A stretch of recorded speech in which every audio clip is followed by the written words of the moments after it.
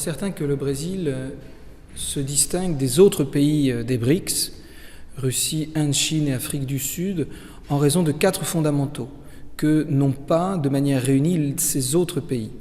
Premier point, c'est la garantie démocratique qu'offre le Brésil. Deuxième point, l'attractivité économique. Même si le marché brésilien a été attaqué, même si la bourse brésilienne a été attaquée, les fonds de spéculation américains se sont retirés, pensant que le Brésil était un terrain de jeu, un grand casino, ce qui n'est pas du tout le cas. Il y a une gestion budgétaire et financière absolument remarquable au Brésil. Les fondamentaux macroéconomiques sont là. Le FMI, l'ONU, Fitch, Standard & Poor's n'ont pour l'instant pas toutes dégradé le Brésil parce que on est dans un environnement économique à moyen terme toujours prometteur. Troisième point, c'est la sécurité juridique qu'on ne retrouve pas dans d'autres pays du monde.